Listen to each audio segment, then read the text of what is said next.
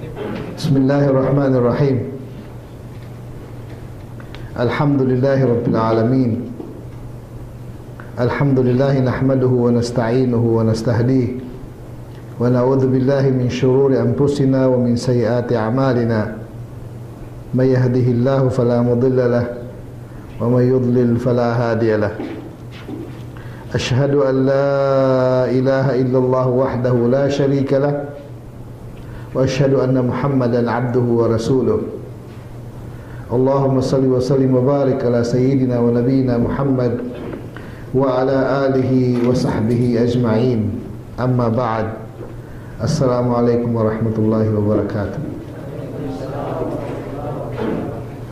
Mga kapatid sa Islam, ang paksa natin ngayong gabi ay ang pinaka-pangunahing paraan para masolusyonan ang lahat ng problema natin dito sa daigdig, dito sa ibabaw ng lupa, at pinakapangunahing paraan din upang makamta natin ng walang hanggang kaligayahan sa paraiso. Walang iba mga kapatid kundi patungkol sa ating pangalawang haligi ng Islam, ang pagsasala. Nga lang, sa isang napakahalagang side, napakahalagang aspeto ng pagsasala ang ating pag-uusapan mga kapatid.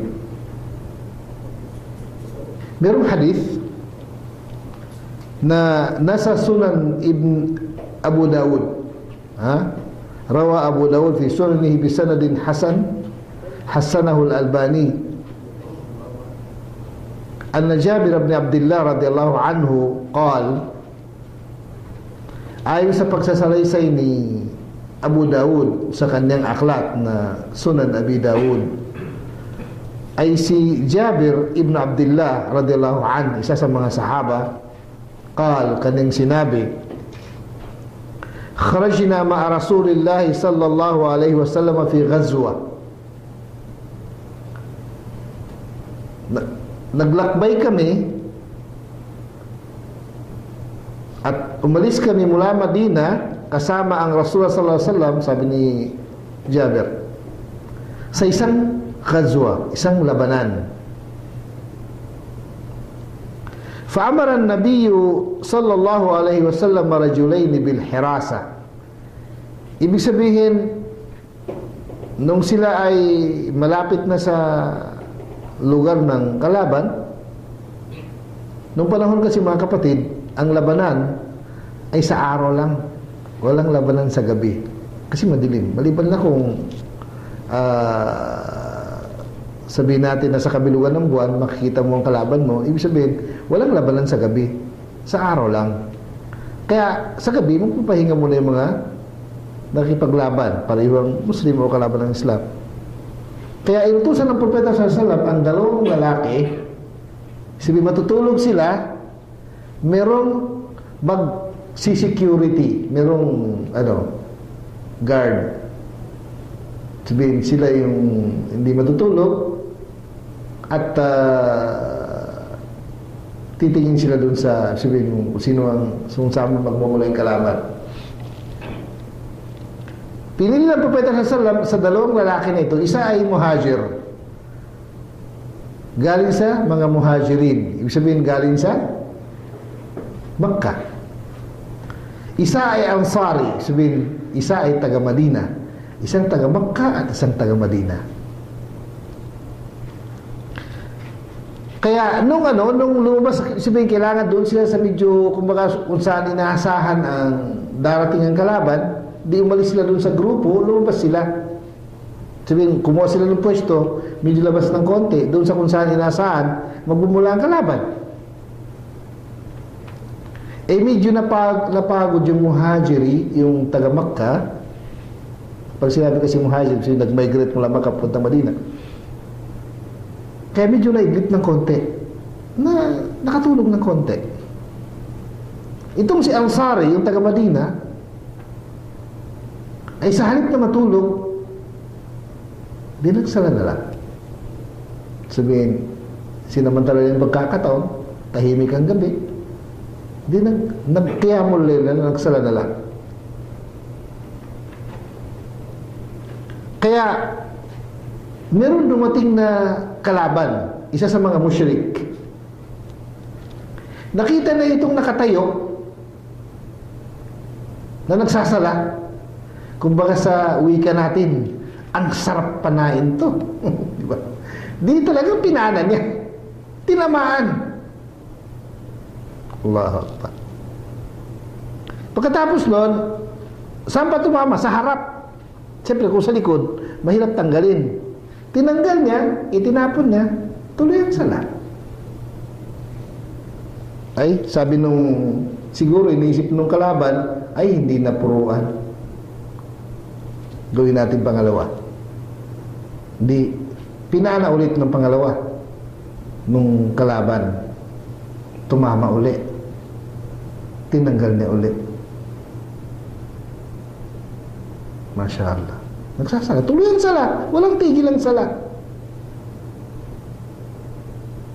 Allahu Akbar. Sa tingin niyo kaya, gaano kasakit?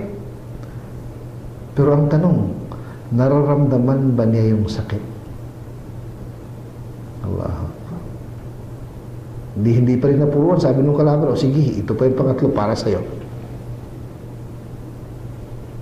Kaya nung pangatlo na, siyempre marami nang lumalabas na dugo. Kaya medyo yung naidlip, nagising. At nakita niya yung kasama niya na nakayuko hanggat nakasujud. Tiningnan niya. Para baka nakita, sabi niya, Masya Allah, si kapatid nagsasala. Ako ay natutulog. Pagkatingin niya doon sa nagsasala, ay marami ng dugong lumabas. Siyempre, yung kalaban, nakita niya na meron ng gising, tumakbo. Allahu Akbar. Kaya sabi nung muhajir, sabi na, Subhanallah. Lulahati sa anong nangyari sa'yo? Ibig sabihin, mamamatay ka na. Hindi mo na ako ginising o tinawagan. Kaya sabi niya, sabi nung muhajir, yung taga Madina, ay taga Makkah, ala nabahtani fi awal rami. Sabi, hindi mo wala akong inalarmaan o kinausap nung unang-unang pana pa lang. Allahu Akbar. Kaya ano yung sinabi ng tao? Ito yung napakahalaga na katagalan nagmula sa kanyang bibig. Pakinggan natin yung Arabic ng mga kapatid. Sabi niya, kuntu fi suratin aqra'uha falam uhibba an aqta'aha. Sabi niya, habang pinapana ako ng kalaban, ay yung binabasa kong sura ay sarap ng pakiramdam, kaya ayaw kong putulin. Ayaw kong matigil yung aking pagsasala. Allahu Akbar. Ibig sabihin, nanaig yung sarap nung kanyang pagsasala doon sa sakit nung tinamaan ng 3 pana. Anong sarap yun, mga kapatid? At kailan natin malalasap yung ganong sarap? Kaya nga, paksa natin ngayong gabi, mga kapatid, paano mo malalasap ang sarap ng pagsasala? Napakahalagang paksa na kung saan, inshallah, ay ito'y nanggaling sa isang, mashallah, bata pa na magaling na propagator na galing ng Kuwait. Naisipan ko, mga kapatid, na hanggat hindi natin natapos yung kabuuan ng paksa, tuloy-tuloy ang lecture, ito lang ang paksa natin. 20 lecture, 30 lecture, tatapusin natin. Kasi napakahalaga. Alam niyo kung bakit? Ito ang buhay natin eh. Kung walang pagsasala, mga kapatid, anong saysay ng buhay natin? Wala. Walang saysay. Yun nga lang, yun ang tanong eh. Ilagay mo ang sarili mo dun sa taga Madina na yun. gaano katindi yung sakit. Pero sabi niya, hindi ko naramdaman yung sakit eh. Kaya ayaw kong putulin yung aking pagsasala dahil napakasarap. Habang binibigkas ko yung sura na aking binibigkas, ay hindi ko kayang putulin. Sabi, hindi ko kayang tigilin na aking pagsasala dahil lang sa pagpana ng kalaban. Allahu Akbar. Kaya meron palang ganun mga kapatid. Oo, meron. Kaso nga lang kasi majority. Upin natin sabihin, halos lahat ng mga Muslim kasama ng kapatid yung nagpapaliwanag ngayon ay bibihira ang nakakarating sa ganong antas ng pagsasala mga kapatid. Kaya yun yung sikreto na kailangan natin malaman. Kasi palagi kong sinasabi, yung bang mga sahaba na katulad nung tao ngayon na taga Madina, yung disenyo ba ng utak nila ay kasing katulad ng disenyo ng utak natin. Yung puso nila, yung mga ugat sa katawan nila, yung lahat pare-pareho ng disenyo. Yung sabihin ko paano gumagana yung utak nila, ganun din gumagana ang utak natin. Kaso nga lang kasi merong mali o merong kulang. Huwag natin sabihin mali. Merong malaking pagkukulang na kailangan natin pagpunan itong pagkukulang na ito. Paano natin mabubuo ang sala? Sabi nga ng Propeta sallallahu alaihi wasallam sa kanyang hadith. Sabi, merong nagsasala na wala siya nakukuha kundi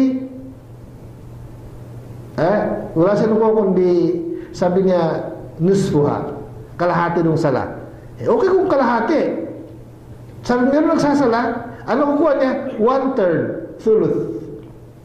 So, nakukuha mo sa kabuuan mo sala, 1/3 lang. So, 1/3 lang. Yun ang grade niya, 1/3. Merong 1/4. Merong 1/5. Merong 10%. At merong walang nakukuha sa kanyang sala. Inshallah mga kapatid, at sino man ang makakarinig ng ganitong paliwanag, sana ay ma-maintindihan natin ito. Sabihin, unang-una payo ko sa akin sarili. Paano natin maintindihan ito? Kasi ito talaga yung buhay natin dito mga kapatid eh. Kung wala ang sala, tapos na ang pagiging Muslim natin. Sabi ng Propeta sa kanyang hadith, al-ahdu alladhi baynana wa bainahum as-salah, o al-ahdu alladhi baynana wa bainal kufr as-salah, faman tarakaha faqad kafar. Ang pagitan lang natin at saka yung mga walang pananampalataya, ang pagsasala, sino man din nagsasala, hindi na siya Muslim. Ibig sabihin, gano'n siya kahalaga mga kapatid. Sabi ni Ibn al-Jawzi sa kanyang aklat na Al-Mudhish, ito yung sabi ng mga naunang mga Muslim. Sabi niya, nahnu fi rawdatin ta'amuna fiha al-khushu' wa sharabuna fiha ad-dumu'. Sabi niya, kami ay nasa hardin ng aming pagkain ay khushu', ang khushu' sa pagsasala, yung pinaka-tempting na pagsasala, yun ang pagkain namin. At ang aming inumin ay ang aming mga luha. Natural mga kapatid. Hindi na mawawala yung luha kapag nalasap mo yung tamis ng iyong gawain sa Islam. Hindi na mawawala yung luha ng pagkatuwa. Allahu Akbar. Sabi nga, isa sa mga paliwanag ni Sheikhul Islam Ibn Taymiyyah, sabi na yung tunay na nagsasala, ang totoo, yung tunay na nagsasala, ang totoo, ang nakikita mo lang ang kanyang katawan.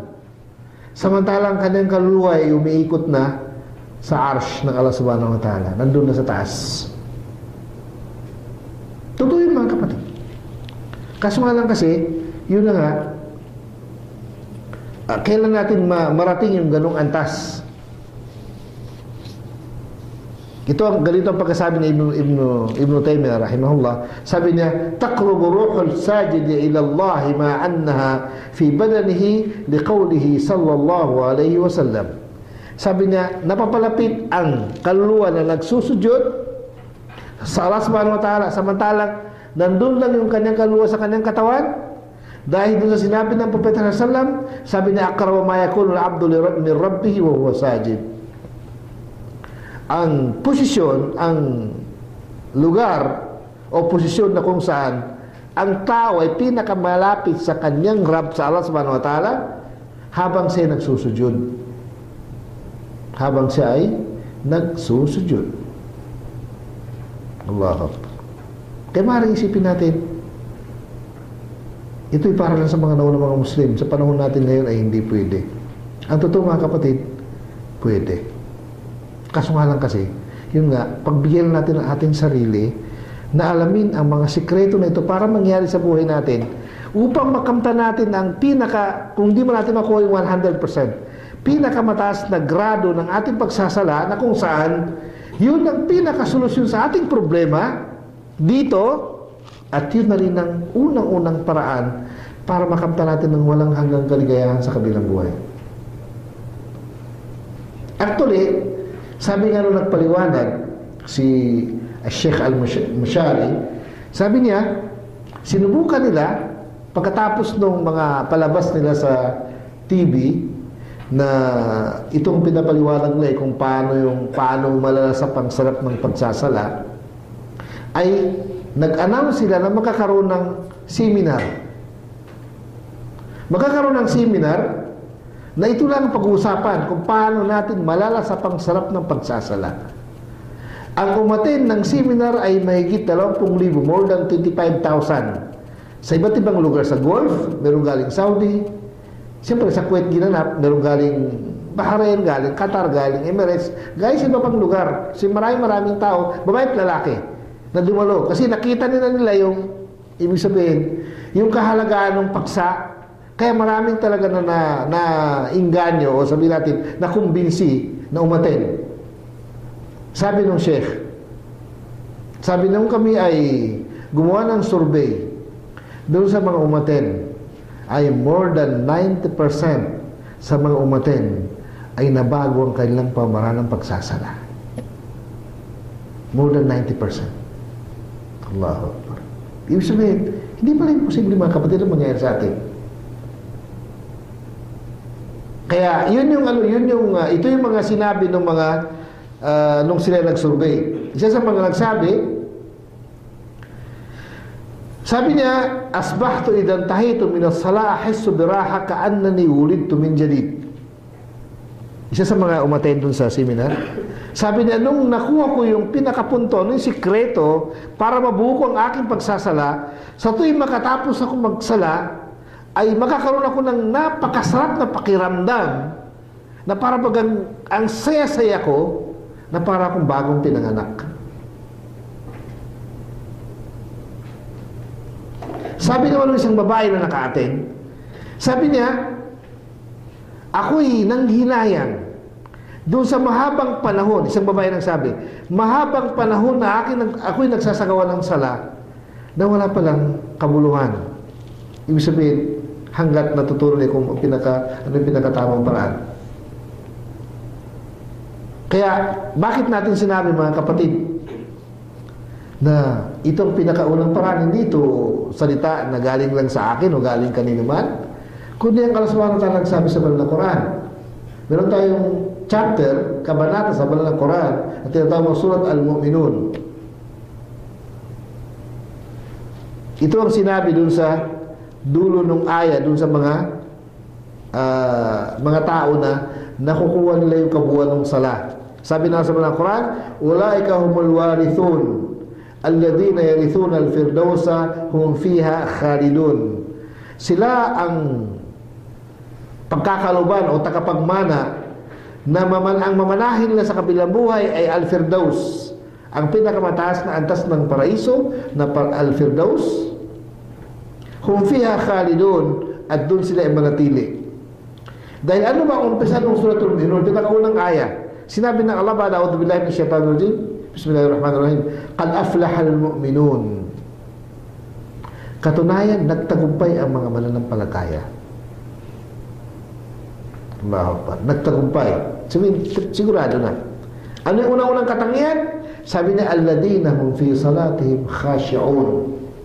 Na kung saan sila, itong unang-unang katangian, sila ay sa kanilang pagsasala ay kumpleto ang kanilang khusyu'. Sabihin, kumpletong kataimtiman o taimtim na taimtim ang kanilang pagsasala.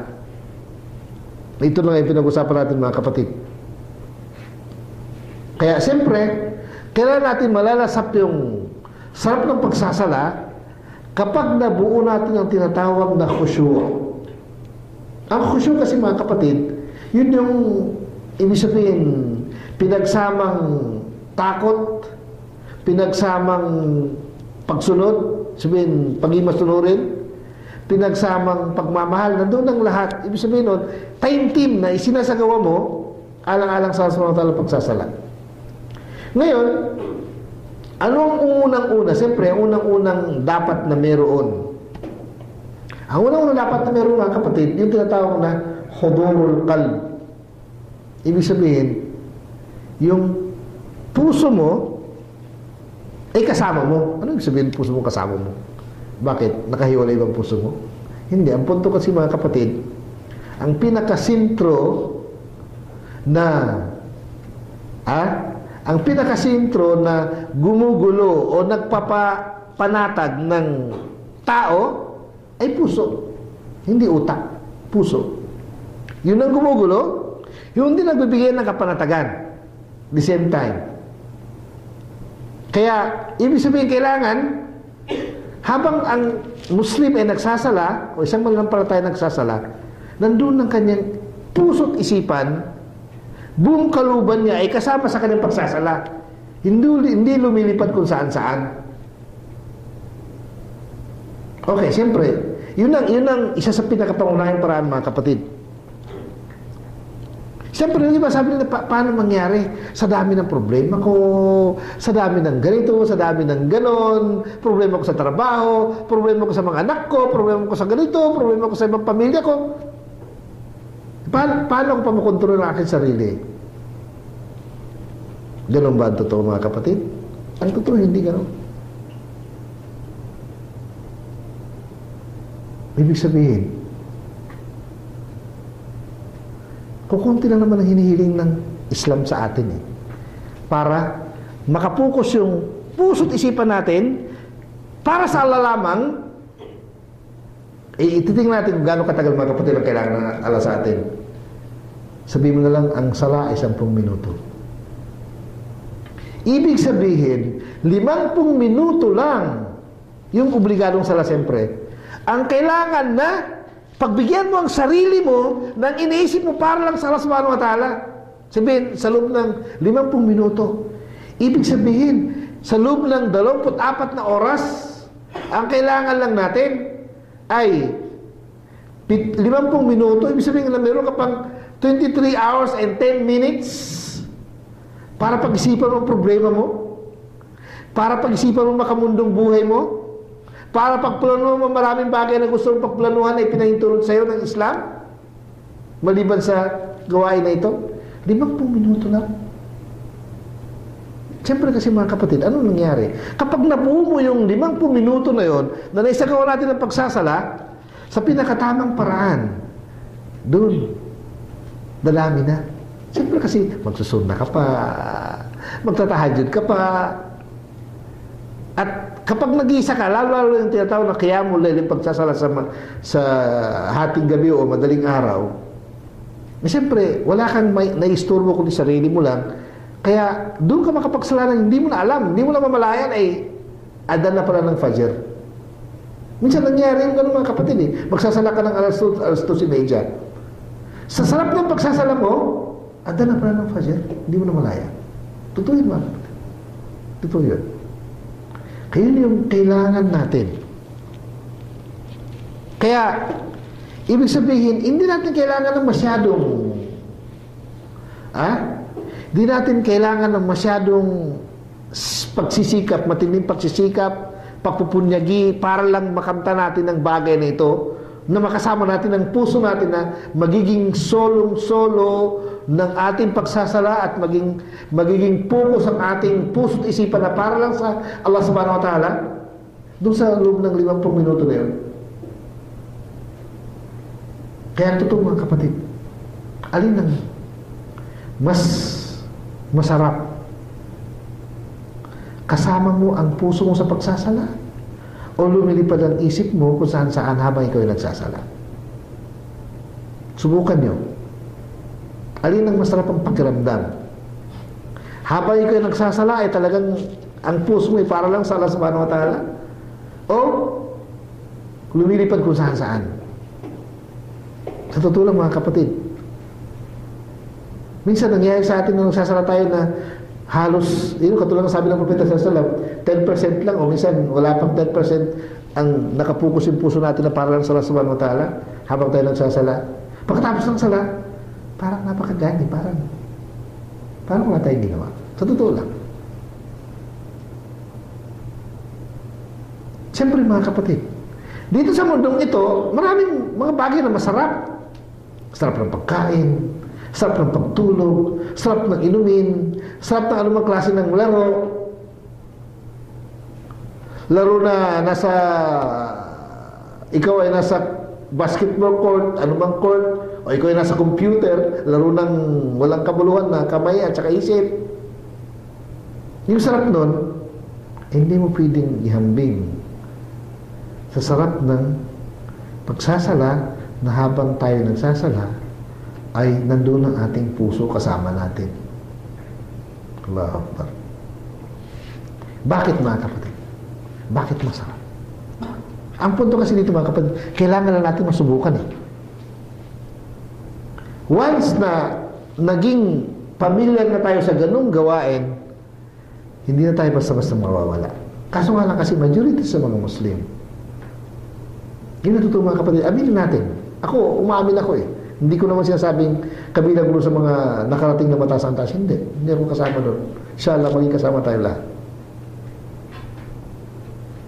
Meron pa sa atin walang problema? Sigurado nga. Lahat tayo may problema. Ito ang pinakasolusyon sa lahat ng problema natin. Siyempre kasi mga kapatid, sino ang may hawak ng lahat? Sino ang may hawak ng lahat ng Allah subhanahu wa ta'ala? Sino ang magbibigay sa iyo ng kapanatagan na yung problema ay maging maayos? Ang Allah subhanahu wa ta'ala. Kahit wala pang nangyaring solusyon sa problema mo, pero nararamdaman mo na darating at darating na yung solusyon sa problema mo. Dahil sino ang magparamdam sa iyo? Ang Allah subhanahu wa ta'ala.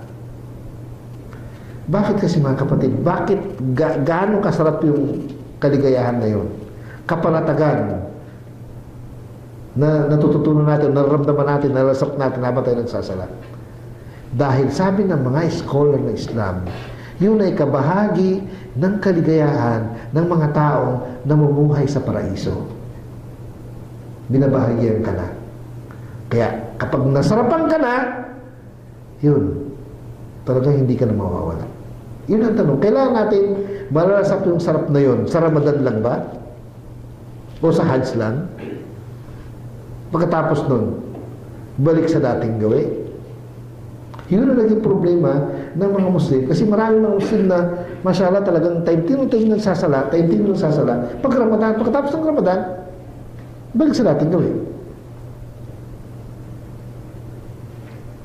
Kaya,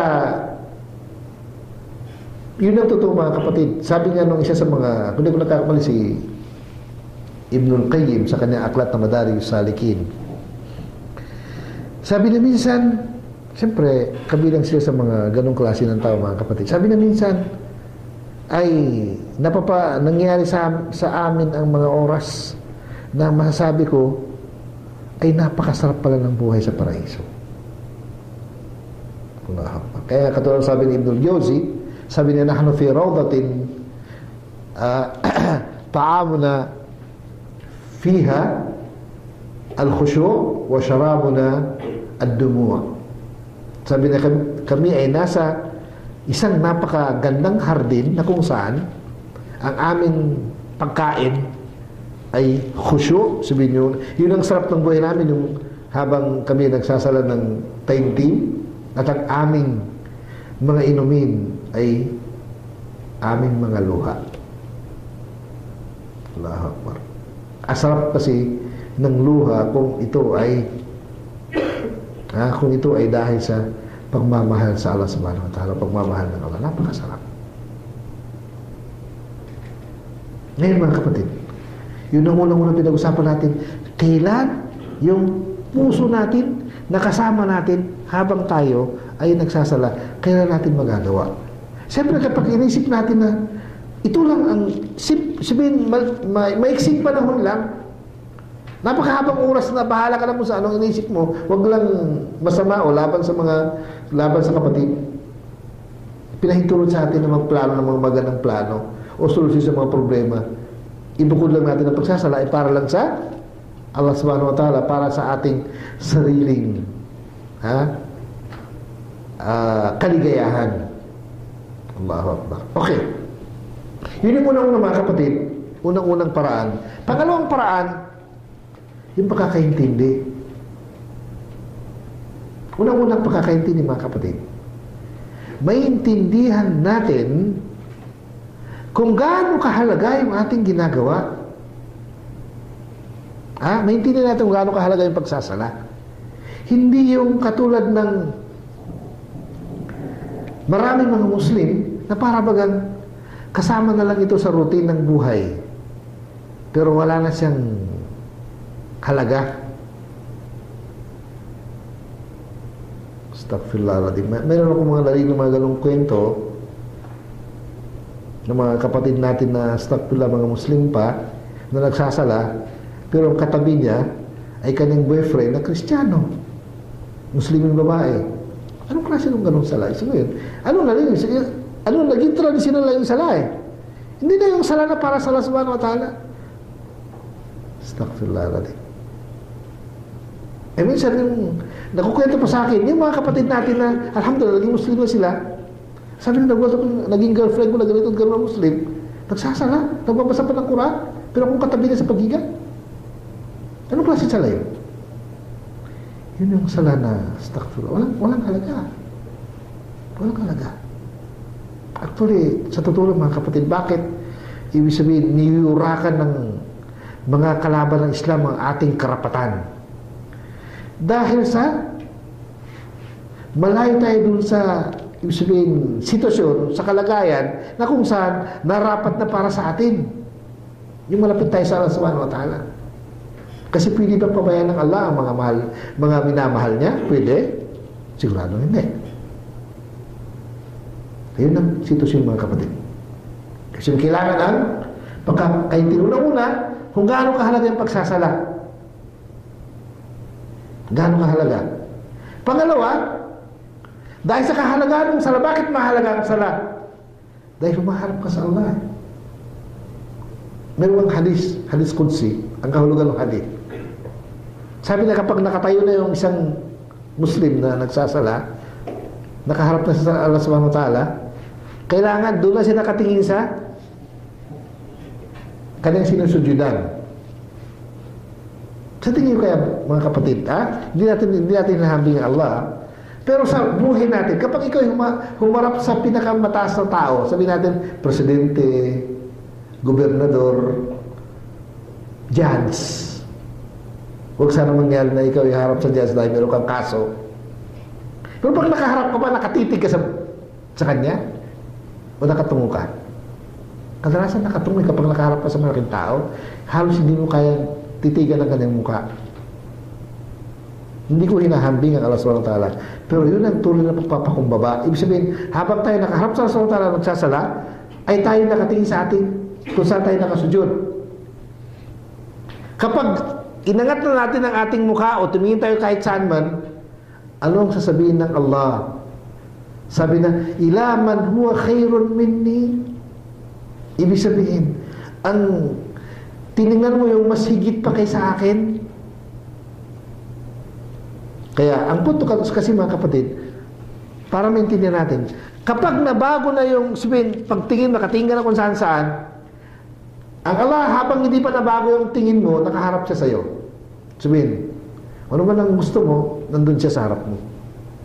Pero kapag lumingon na, ayon sa kahulugan ng hadis, kapag lumingon na nagsasala, tatalikod na rin ng Allah subhanahu wa ta'ala. Tatalikod na. Kaya itong mga bagay na ito, kapag naintindihan natin, kaya ito niya sabi natin, pagkakaintindi, talagang maging taimtim tayo at inaintindi natin na tayo haharap sa Kanya, talagang maging taimtim tayo.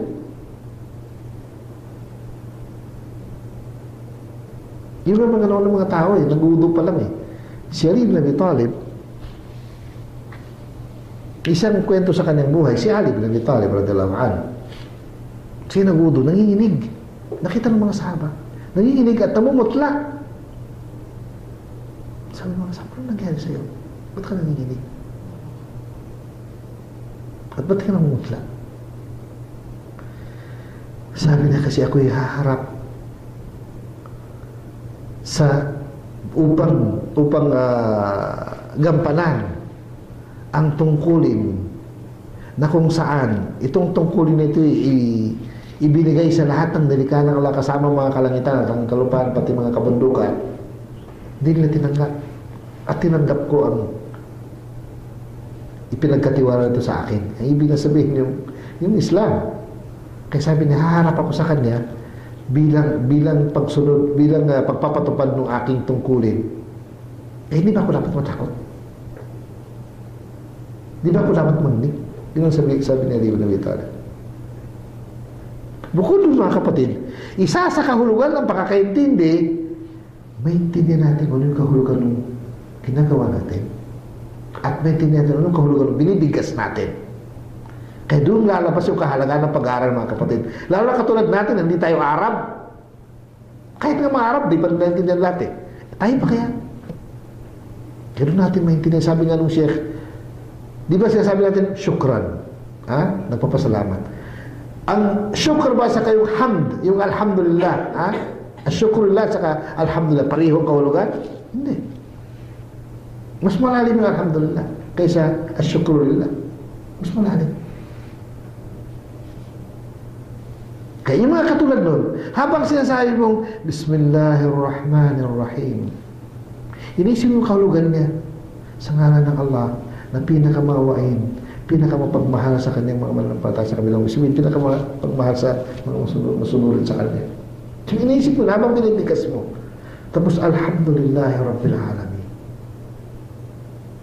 Pagpuri sa Allah, siya ang tagapaglikha, siya ang nagmamay-ari ng lahat ng buong sanglibutan. Habang binibigkas mo yun, lahat ng binibigkas mo, alam mo ang kahulugan.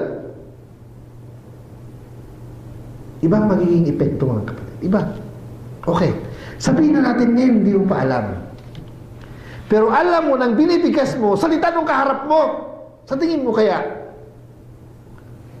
Hindi ko hinahalimbawa ang Allah. Isang, sabihin natin, sekretary o sabihin natin, chief of staff ng isang presidente, babasahin niya yung sulat ng presidente na ibibigay sa kung kanino sa harap ng presidente. Sa tingin mo kaya, habang binabasa niya, ay nasa magandang posisyon siya, nasa magandang pagbigkas, o kung saan-saan nakarating ang isip niya. Sa tingin mo kaya, tutugma? Hindi. Kaya pinakamaliit, naisipin natin, habang tayo nagsasala, ang binibigkas natin, salita nung kaharap natin, salita ng Allah subhanahu wa ta'ala. Yun ang pinakamaliit. Kung hindi natin naintindihan ang galing kahulugan. Kung hindi na salita na direct na salita niya, prituro ng kanyang propeta bilang papuri sa kanya. Allahu Akbar. Kaya yung pakakaintindi sa sitwasyon, pakakaintindi sa kahalagaan ng sala, pakakaintindi sa ginagawa natin. Sabihin, maintindihan natin bakit tayo nagsasala. At gaano kahalaga itong ginagawa natin? Allahu Akbar. Kaya, ganun siya kahalaga mga kapatid yung pakakaintindi. Kaya kailangan talaga yung pag-aaral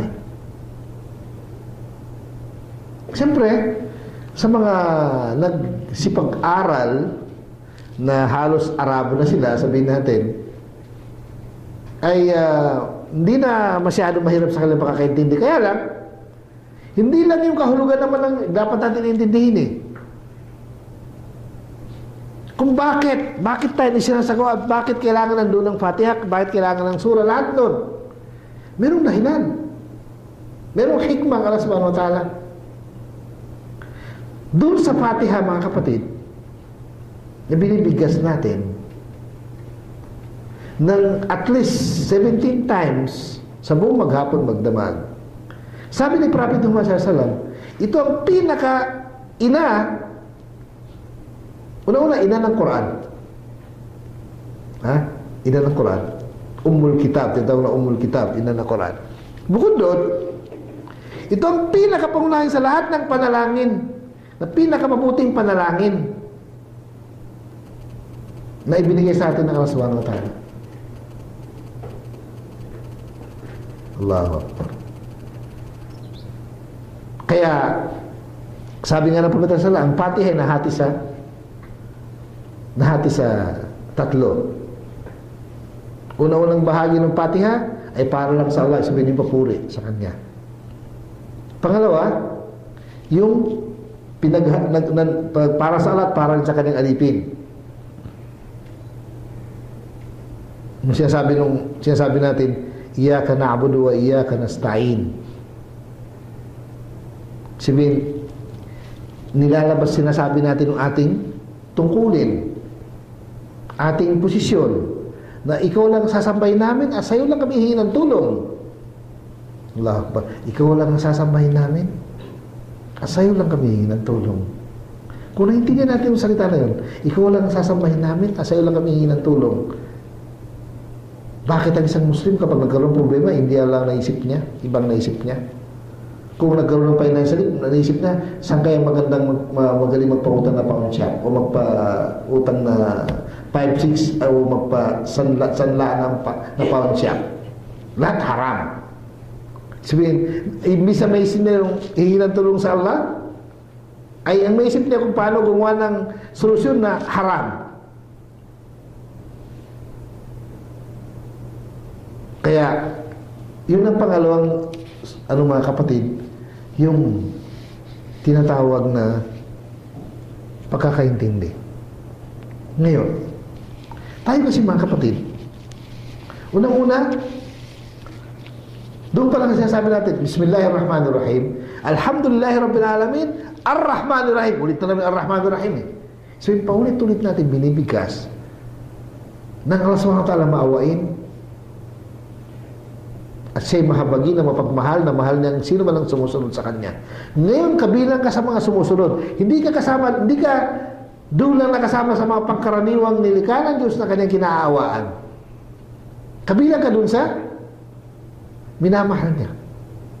Kasi tingin nyo kaya, kung naintindihan natin ang halaga ng pagsasalamat, kapatid, pinakapangunahin na dua natin.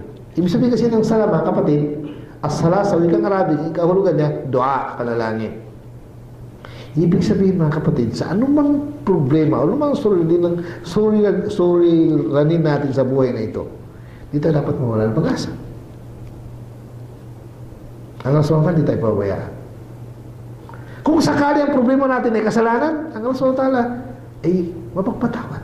Okay, merong kwento, merong isang magaling na manunula, pero siya ay gumagawa ng tula para purihin ng mga makasalanan. Tsaka makasalanan din siya. Sabihin, kilala makasalanan. Pangalan si Abu Nawas. Hanggang ngayon, si Abu Nawas ay pinag-aralan ng kanyang mga tula sa mga nag-aaral ng Arabic. Yun sa siyempre yung tula niya ay mga matitindi Arabic talaga na ano. Kaya lang, yung mga tula ni Abu Nawas minsan, hindi mo kayang sabihin dahil mga malalaswa ang dating. Ganun siya katindi. Pero itong si Abu Nawas, ang tawag sa kanya Al-Hasan, ang pinakapangalan niya Al-Hasan Ibn Hani.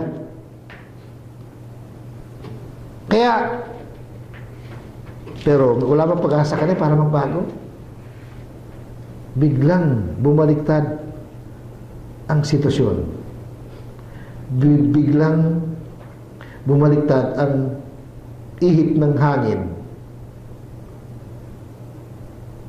Si Abu Nawas ay biglang dumating sa punto na kumbaga natiyak niya na siya ay nasa matinding kasalanan. Kaya humingi siya ng tawad sa Allah Subhanahu wa Ta'ala. Nagbagong buhay. Sabi ng mga tao, ano? Si Abu Nawas? Nagbagong buhay? Sabi, mga tao, di makapaniwala eh. Allah.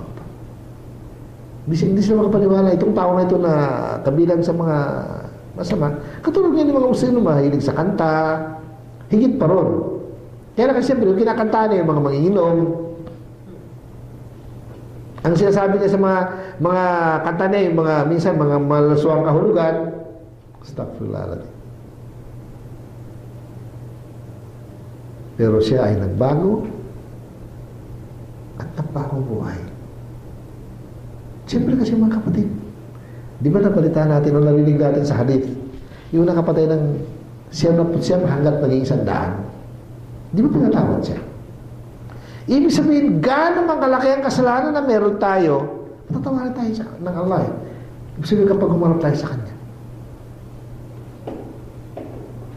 Kaya isa sa mga nasabi ni Abu Nawas, itong kanyang tula, maiksi, na sinulat niya, na nakita sa ilalim ng kanyang unan. Sa unan na hinig. Pagkatapos niya mamatay, ito ang kanyang sinabi. Kumbaga, hindi pa rin nakalimutan yung paggawa ng mga tula na kahit nandun na sa pinakamagandang kahulugan. Sabi niya, Ya Rabbi, in azumat dhunubi kathratan. Sabi niya, Diyos ko, sabi niya, kung sakaling matindi na ang aking kasalanan ay napakarami na, fakad alimtu anna afwaka a'zamu. Pero alam ko, sigurado ako na mas matindi, na higit ang pagiging matindi ng iyong kapatawaran. Kahit gano'n makalaki ang aking kasalanan, mas matindi yan. Mas dakilang iyong kapatawaran. In kana la yarjuka illa muhsinun. Sabi na kung sakaling ang lagay ay walang maaring umasa sa iyong kapatawaran o sa iyong biyaya maliban sa mabuti. Fabiman yaludu wa yastajiru al-mujrimu. Kung sakaling sabi na yung mga makasalanan, saan sila pupunta? Saan sila pupunta yung mga makasalanan? Allahu Akbar. Ad'uka Rabbi kama amarta tadarruan fa idza radadta yadi faman da yarhamu. Sabi niya, nananalangin ako sa iyo, o aking Rabb, na kung saan ako'y tunay na nagpapakumbaba. Subalit kapag ibinalik mo ang aking mga kamay, sino pa ang maawa sa akin? Yun ang sinabi ni Abu Nawas pagkatapos niyang humingi ng tawad sa Allah subhanahu wa ta'ala. Ngayon mga kapatid, inumpisa natin ang kahalagahan ng ibig sabihin para malasap natin ang sarap ng pagsasala. Unang-una, nandun ang puso natin. Sabihin, hindi lumilipad kung saan-saan. Pangalawa, naiintindihan natin yung ginagawa natin, naiintindihan natin yung binibigkas natin, naiintindihan natin kung gaano kahalaga yung ginagawa natin. Ngayon mga kapatid, natatapos na ba doon ang ating gawain? Hindi. Kailangan maramdaman natin ang tunay na pagkaramdam, yung ating kumpletong pag-asa. Sige, umasa tayo. Katulad nung kwento kay Abu Nawas. Ibig sabihin, umasa tayo na ano man ang kailangan natin sa Allah subhanahu wa ta'ala, ibibigay niya sa atin. Allahu Akbar. Kaya, ibig sabihin, sabi nga sa wikang Arabic, yajibu an nuhsina adh-dhanna billahi subhanahu wa ta'ala. Kailangan na isipin natin ng anuman ang mabuti para sa Allah subhanahu wa ta'ala. Ibig sabihin, anuman ang inisip natin na mabuti para sa Allah, yung mga inaasahan natin, ay nandoon siya palagi. Kung inisip mo na kailangan mo ng awa, kaawaan ka niya. Kailangan mo ng kapatawaran, patatawarin ka niya. Kailangan mo ng solusyon sa anumang problema, ibibigay niya sa iyo. Kaya ano ang sabi sa Hadith Qudsi, sabi ng Allah ayon sa Hadith Qudsi, sabi niya, ana inda husni dhanni abdi bi, falyadhunnu bi ma sha. Sabi niya, ako ay nandoon sa kung ano man ang iniisip nung aking alipin na mabuti para sa akin, ay nandoon ako palagi. Sabi, nandoon lang Allah subhanahu wa ta'ala. Kung inisip mo na patatawarin ka niya, patatawarin ka niya. Iniisip mo na magtatagumpay ka sa gawain mo, magtatagumpay ka. At sabi nga ng Propeta sallallahu alaihi wasallam sa kanyang hadis, "Ud'u Allah wa antum muqinuna bil ijabah." Manalangin kayo sa Allah na sigurado kayo, tiyak ka na tutugunan ng iyong panalangin. Allahu Akbar. Kaya ano sabi ni Ibnul Qayyim rahimahullah? Sabi niya, "Wa Rabbu tabaraka wa ta'ala laysa lahu tha'run 'inda 'abdihi fayatashaffa bi'iqabihi." Sabi niya, Allah subhanahu wa ta'ala ay wala sa kanya ang paghiganti. Sabihin, hindi na isipin sa'yo na maghiganti sa'yo. Ibig sabihin, walang pangangailangan ng Allah subhanahu wa ta'ala sa pagpaparusa sa sino man ng kakasala. Hindi na kailangan yun. Wala yazidu dhalika fi mulkihi mithqala darra. Kung sakaling ikaw ay nagbalik loob, hindi man nadagdagan ng kanyang kaharian ng kahit kasing laki ng atom, hindi ba nadagdag?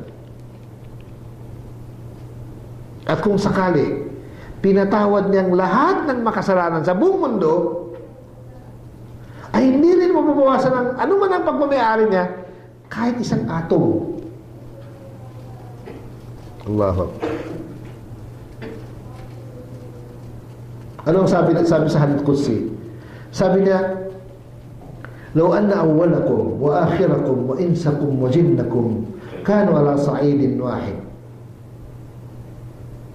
Sabi niya, kahit ang kauna-unang tao, mula sa kauna-unang tao hanggang sa kahuli-huling tao, mula sa kauna-unang jin hanggang sa kahuli-huling jin, sila magsama-sama lahat. Magsama-sama silang lahat. Na kung saan, sabi niya, ala atka qalbi rajulin wahidin minkum. Sila is pari-parihong sumusunod na kasing pagsunod ng pinakamabuti, pinakamatakutin sa inyo. Anong sabi ng Allah? Ma zala dhalika fi mulki shay'an. Hindi mabawasan ang aking pagmamayari. Hindi madadagdagan. Hindi madadagdagan ang aking pagmamayari. At ganoon din, sabi niya, walau anna awwalakum wa akhirakum wa insakum wa jinnakum qamu ala sa'idin wahidin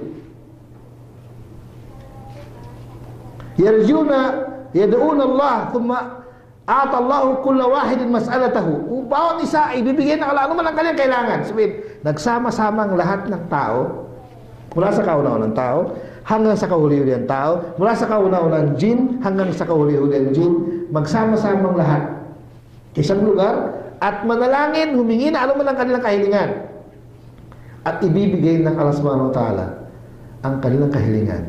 Anong sabi ng Allah? Ma naqasa dhalika min mulki illa kama yanqusul mikhyatu idha udkhila fil ma.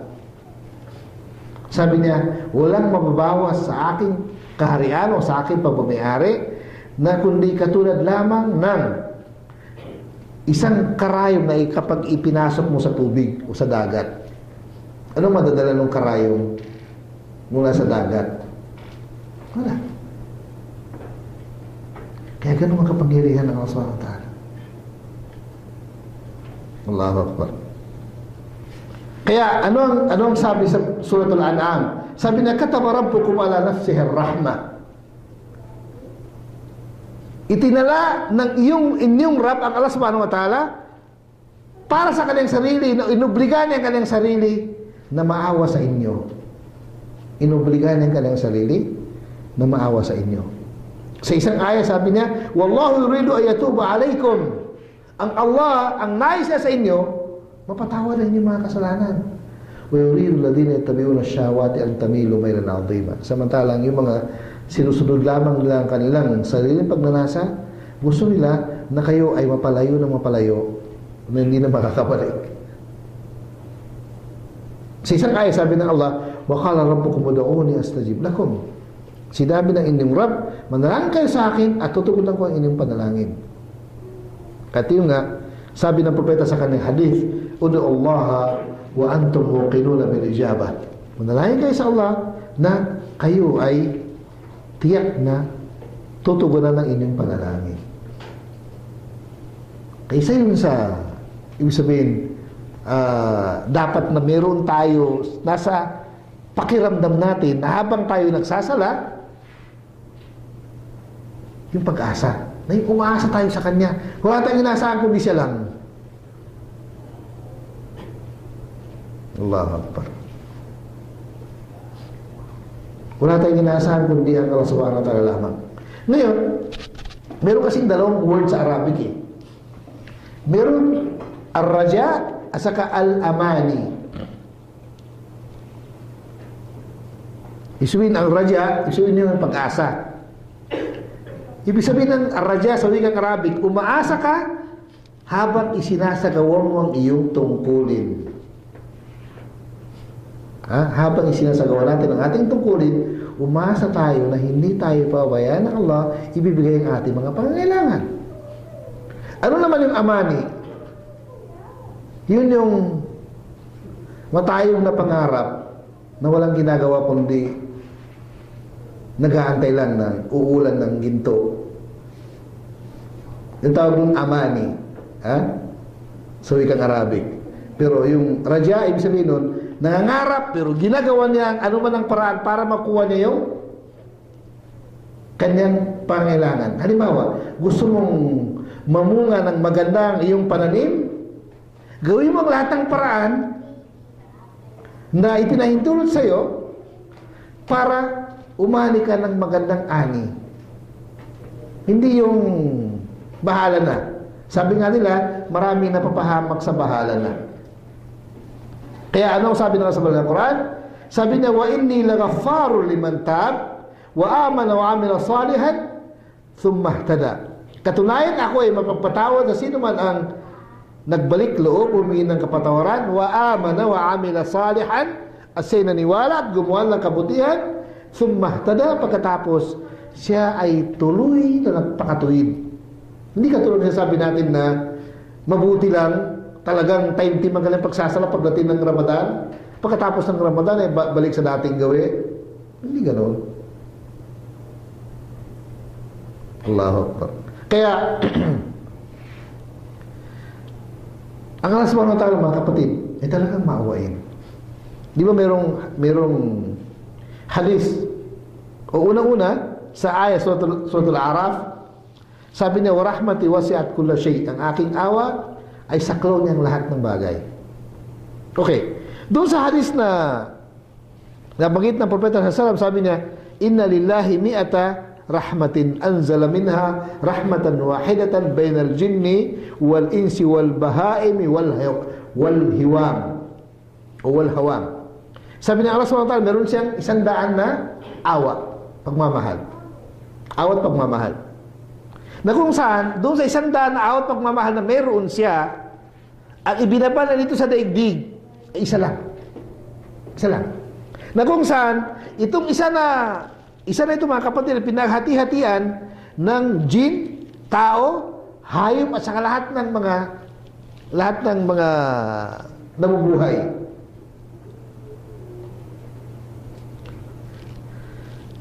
Al-wahidatu fil mi'ah min mi'ah yata'atafuna biha yatarahamuna biha ta'atifu al-wahshu ala waladiha wa akhara Allah 99 yarhamu biha ibadahu yawm al-qiyamah. Itong hadis na ito mga kapatid ay nasa Bukhari at saka Muslim. Ibig sabihin, yung isa na yun ay ibinaba ng Allah na kanyang pagmamahal, awat pagmamahal, ay ibig sabihin, dun pumapasok yung pag-aawa natin sa isa't isa, pag-aawa ng ina sa kanyang mga anak, pati yung mabangis na hayop ay naawa sa kanyang anak. Eh yun na nga, meron akong yung sheikh na nagpaliwanag, ipinakita niya yung leon na nag-aalaga ng usa na 5 beses. Ito yung makakita siya ng usa na naiwanan ng kanyang ina, aalagaan niya hanggat lumaki at minamahal niya. Tingnan niyo. At kailanman hindi na naisip na kainin. Sa halip, yung pinakamatagal na naalagaan niya, tingnan mo yung awa ng Allah subhanahu wa ta'ala. Ibig sabihin nun, itong mga katulad nitong sitwasyon, siyempre, hindi ibig sabihin nun ay para lang sa ganitong nakita natin. Pero ang punto ng mga kapatid, habang nabubuhay ang sino man ang may buhay nung nilikha ng Allah subhanahu wa ta'ala ay hindi mawawala yung kanyang kabuhayan na mula sa Allah. Katulad nun, yung kabuhayan ng usay na nanggaling sa leon. Walang imposible sa Allah. Walang imposible. At meron akong nakita din, merong maliit na leon, ilalaga ng dalawang magkapatid na mga taga-Europe. Nung malaki-malaki na, nakuha nila sa Africa Nung malaki-malaki na, sa Kenya yata nang galing Nung malaki-malaki na, binalik na sa pinanggalingan. Nung binalik, medyo nasa kabataan edad pa yung yung dalawang magkapatid. Siguro mga teenager ba ng mga bata. Kasabay nilang lumaki yung leon. Naalala lang yung leon. Bumalik siya doon sa kung saan na lugar iniwanan ng leon sa Africa. Nandun pa rin. Buhay. Buhay na buhay. Pero matanda na. Yung nag-iba na rin utsunod ng dalawang magkapatid. Pero hindi pa rin nakalimutan ng leon yung dalawang magkapatid.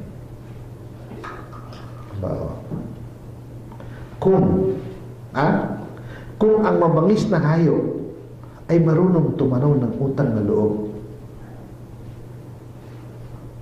ang tao kaya? Diba? Nakita ko dun sa pinakitang fair na nung bumalik yung dalawang magkapatid dun sa kung saan inalagayan yung saan nila iniwanan ng leon, nakita nyo, nakilala pa rin. At hindi lang kinilala mga kapatid. Nakipagyakapan yung leon at gusto pa lang halikan talaga yung dalawang magkapatid. Tinanin. Pag ibinibigyan ng Rasul para pagmamahal, sabihin, paano minahal ng leon na yung dalawang magkapatid? Dahil sa yun, doon ang galing nung sa isang pagmamahal ng Allah subhanahu wa ta'ala na ibinabala dito sa daigdig. Iniwanan sa paraiso ang siyam na putsiyam. Kagano kasarap ang buhay sa paraiso. Nandun ang siyam na putsiyam na awat pagmamahal ng Allah subhanahu wa ta'ala. Kaya ano ang sabi ng sa banal na Quran? Qul ya ibadi alladhina asrafu ala anfusihim la taqnatu min rahmatillah. Sabihin mo, o aking mga alipin na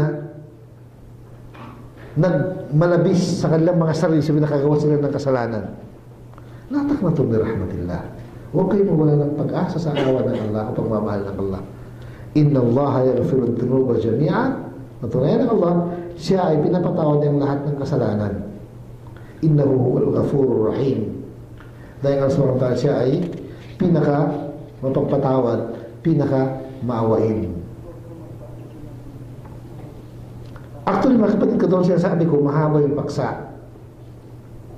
Nisipan ko na lang na para mabuo natin, para may lagay natin ang ating mga sarili sa pinakatamang pamaraan ng pagsasagawa ng pagsasala, ay dahil sa mayroong isang tao na talagang pinagtiyagaan niya na mag-research para makuha ang pinakasikreto ng pagbubuo ng pagsasala na ito, ay naisipan ko na buuin na rin natin na hindi natin mabuo sa isang lecture.